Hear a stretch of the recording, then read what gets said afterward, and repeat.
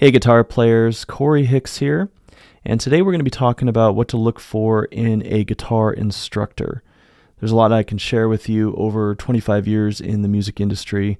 I've been teaching for 20 years. I've taught over 40,000 lessons, most of that to adult learners, and I've been a college professor, head of the guitar division at Visible Music College. I went to Berklee College of Music and McNally Smith, graduated magna cum laude with guitar performance degree, and I've played over 4,000 gigs in my life. And I've supported my wife and children just by playing my guitar.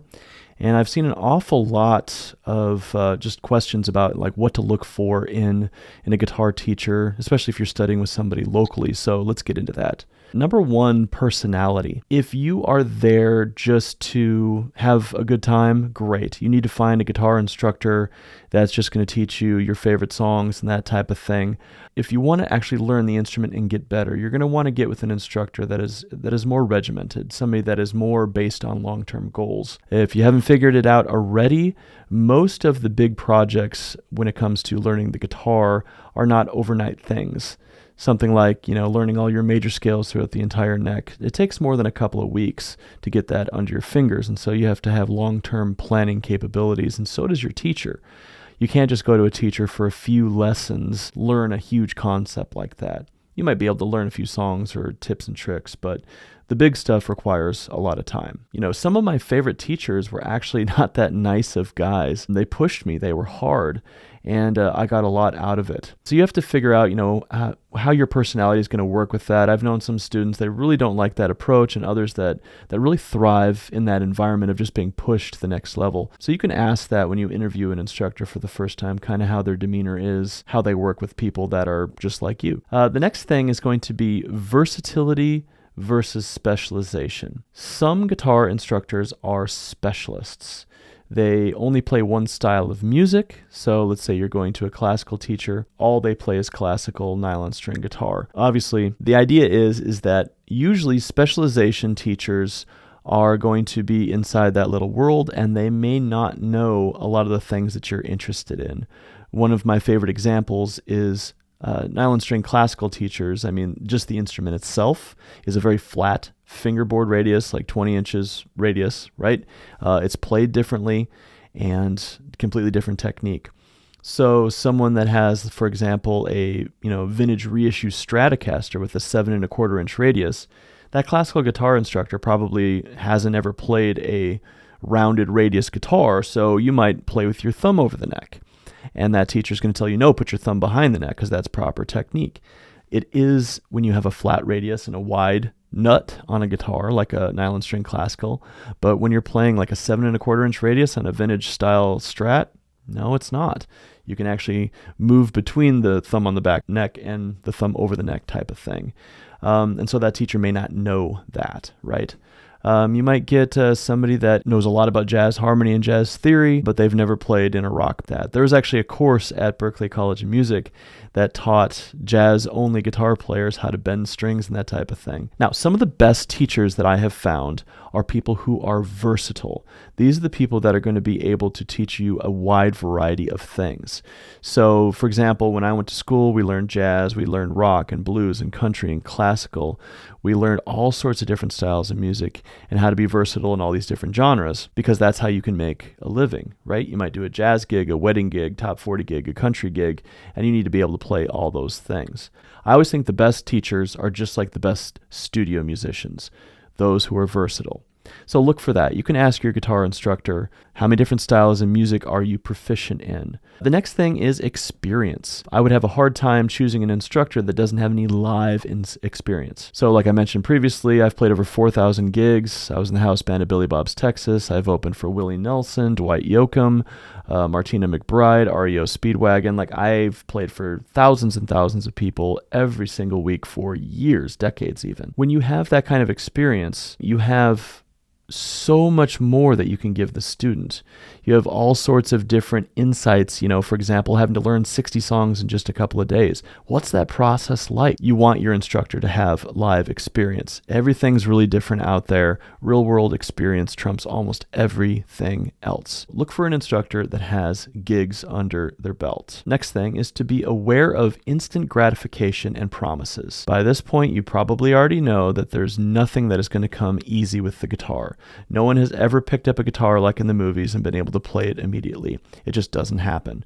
Every famous guitar player, from Jimi Hendrix to Eric Clapton to Stevie Ray Vaughan, Paco de Lucia, whoever it is, didn't just pick up the guitar and play. I think we all know that.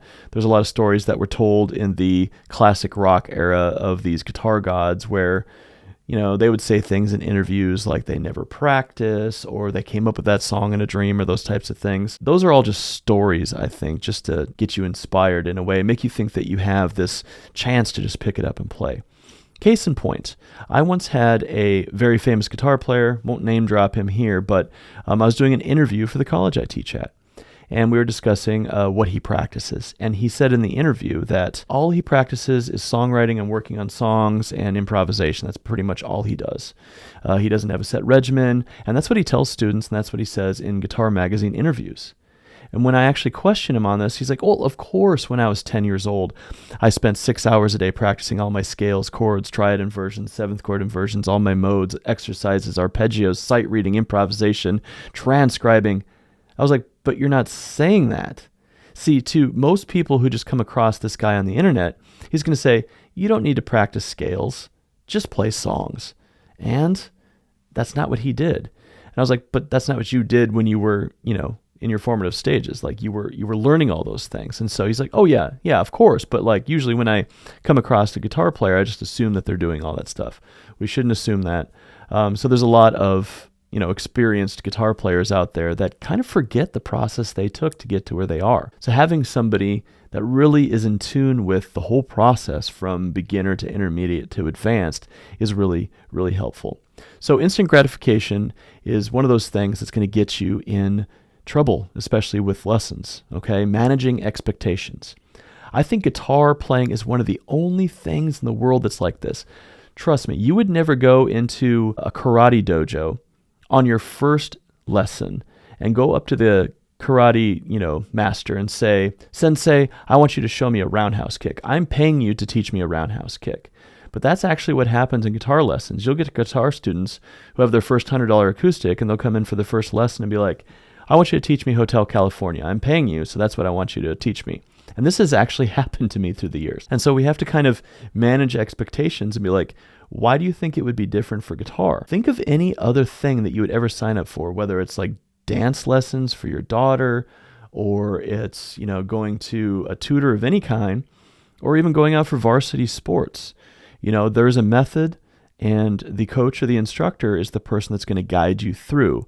And you as the student do not get to choose the method that they're teaching you. Okay, same thing if you go to college for music, right?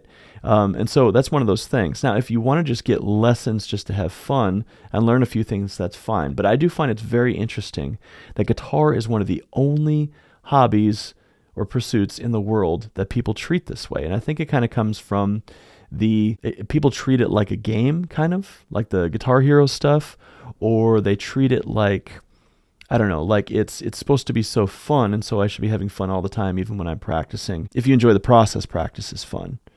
But in the beginning, you have to learn how to enjoy that process after you manage expectations, know what you're practicing is going to get you. So just something to be thinking about, just to kind of go into lessons with the right mindset. If this person does have the experience that they say they have, and you are paying them for their experience, just listen to your instructor. Not every song you're going to learn is going to be your favorite song. And that's another thing I want to bring up too about going into lessons.